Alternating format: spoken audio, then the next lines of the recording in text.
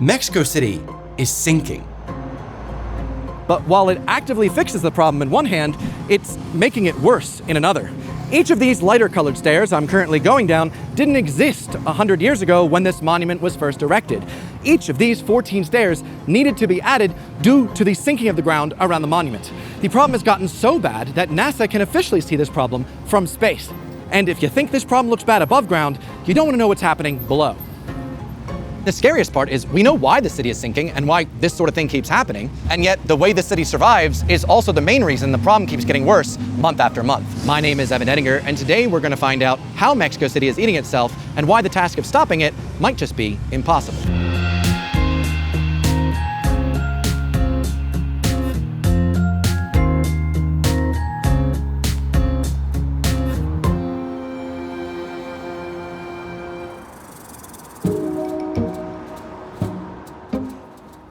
500 years ago, Mexico City was built on top of one of the largest lakes in all of North America, Lake Texcoco. The Aztecs built an entire civilization on top of it, including floating cities, intricate waterworks, and engineering that kept the city stable for centuries. Then the Spanish conquistadors arrived, and after conquering the Aztecs and founding their own capital city where Tenochtitlan once stood, they ran into some problems. It turns out they weren't as good at controlling the lake as the Aztecs were.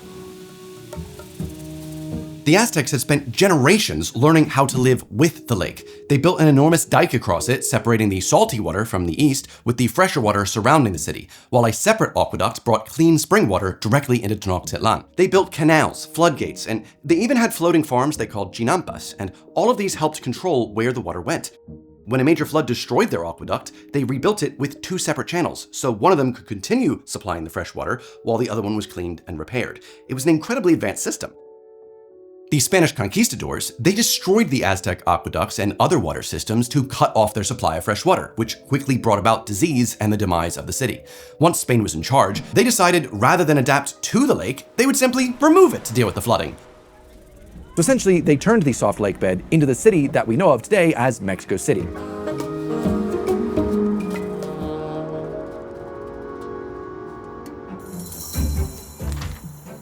Unfortunately, what the Spanish didn't realize is that Lake Texcoco was no ordinary lake. What they'd successfully drained was the main basin, but it was surrounded by mountains on all sides with an extensive system of interconnected lakes. Which meant despite their best efforts, the water essentially just kept coming back.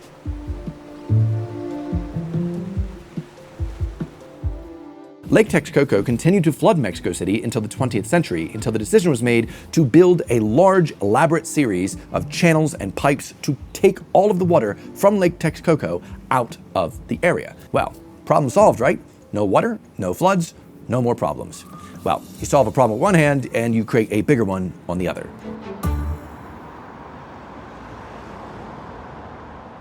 If every part of the city sank at the same rate, well, this wouldn't be that big of an issue, but that's not what's happening. The largest cathedral in all of Latin America has had many issues through the years of the building sinking irregularly, as you can see from these older photos. It's like the Leaning Tower of Pisa.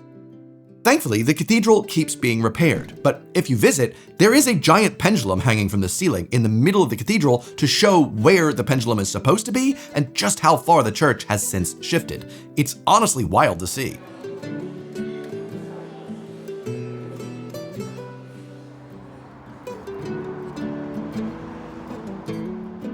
So buildings are sinking, benches are breaking. As you walk through the city, you'll notice so many cracks and things and buildings up in different places you're not expecting.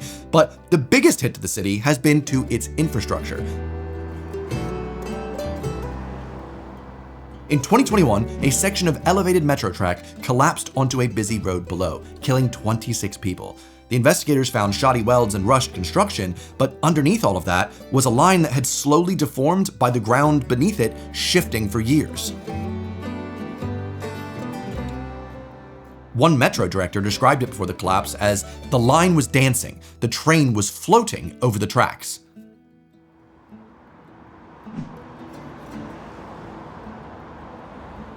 But here's where it gets more complicated.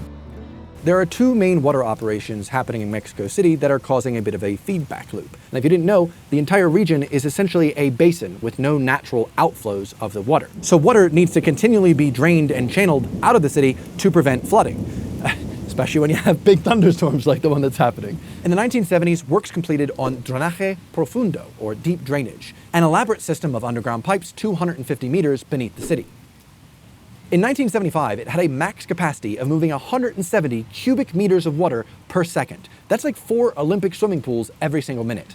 But by 2008, that capacity reduced from 170 cubic meters to 15, which is the equivalent of about 1/3 of a swimming pool per minute. Years of subsidence shifted the slopes of the pipes, which would decrease the capacity, as well as breaking the pipes and causing cracks, causing it to leak more water into the system, thus causing more subsidence, causing more water to leak, and this cycle continued. But that's just the water they're trying to pump out. The city's over 21 million residents also need fresh drinking water, and that is pumped out from deep beneath the city. However, those pipes have also begun cracking and leaking more water, which is then causing more subsidence. It is estimated that about 40% of all water that is pumped through Mexico City's pipes are lost to leaks before it even gets to the consumers. Broken drainage means more flooding during the rain, and flooding will contaminate the aquifer, meaning they need to pull more water out to compensate, and the sinking continues. It's literally a feedback loop where the city is eating itself, just trying to survive. By draining the lake to prevent flooding, the flooding still found a way to return. So now the city needs to pump lots of water from very far away into the city via the Cutzamala system, while also pumping water out from the aquifers and also draining the water that is excessive coming in from the rains and such, all simultaneously.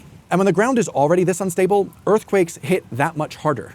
Mexico City is located in one of the regions of the world with the strongest amount of seismic activity. And given that this whole area is full of soft lakebed sediment that amplifies seismic waves, it means that small tremors that wouldn't really register that much in other regions of the world are way more destructive here.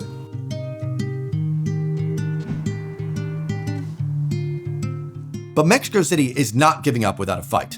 When the Metropolitan Cathedral started tilting dangerously, engineers spent the equivalent of $33 million deliberately making it sink more, but in a more controlled way, excavating underneath of the area that was risen so that it would even out the lean. This didn't stop the sinking, it just made it sink more evenly. That's the level of the problem that the city is dealing with. Across the metro network, fiber optic monitoring systems track subsidence and fissures in real time. On elevated sections, engineers regularly add material beneath the tracks to restore the original elevation, similar to how they've added staircases and retaining walls across the city to keep everywhere accessible.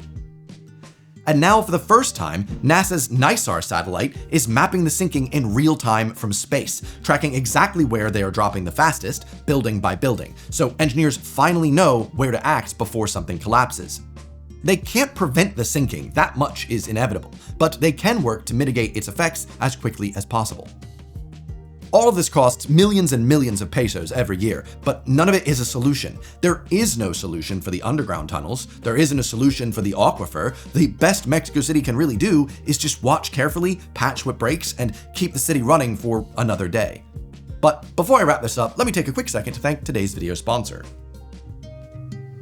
I'm currently spending my final 8 hours in Mexico City, traveling all around the city to get my favorite tacos throughout the trip. However, the only reason I can actually do that is because I use today's video sponsor, Saily. Saily, if you didn't know, is an eSIM that allows you to connect to data no matter where you travel to. Basically, before I even got to Mexico, I purchased myself a little eSIM plan from Saily. It didn't cost me much at all. It was incredibly cheap compared to what my actual mobile provider was trying to charge me, and it was super simple. Using Saily was incredibly easy. All I had to do was download the Saily app, and then before I even landed in Mexico, I'd already pre-purchased my plan. For my trip, I bought 9 gigabytes of data, which I did use all of. I had to get an extra 1 gigabyte, but luckily, Saily has incredibly amazing features that warn you when you're running out of data, so you can auto top up and not be caught out without using Google Maps in a city you're not familiar with. One amazing thing about Saily is that you don't just have to use it for one specific country you're going to. For instance, we have a layover in Bogota, Colombia tomorrow, and you can also just get a pack that's all of Latin America. Share the data around. For me, I decided to get 2 separate packs because it worked out better financially, and I can choose that. Rather than just be stuck with whatever my current cell phone provider provides me with, which is incredibly expensive data, I was able to get the cheapest plan ever. Pretty much cost me under 20 pounds for all the data across 2 weeks in Latin America. It's been amazing. And plus, I heard Saily actually has a crazy good bargain on right now. If you click my link in the description or use code EVAN checkout, you can actually get this lovely discount. Isn't that nice? Saily, one of my favorite sponsors because it's so useful for whenever I'm traveling shooting all these crazy videos. Without further ado, let me wrap this one up. Scientists predict the ground beneath the city will continue compacting for a further 150 years before it finally settles on the solid bedrock a further 30 meters below ground. But until then, the city will continue to adapt and change and try to solve each problem as it comes up or try to prevent any more problems from occurring. In the last 20 years, the city has made leaps and bounds to decrease its over-reliance on motor vehicles, though a lot of work still needs to be done. If you want to learn more about all the incredible things that Mexico City has been doing to increase its public transit and its cycling infrastructure, I'll link that video that I made above. Other than that, thank you so much for watching, and I'll see you next Sunday.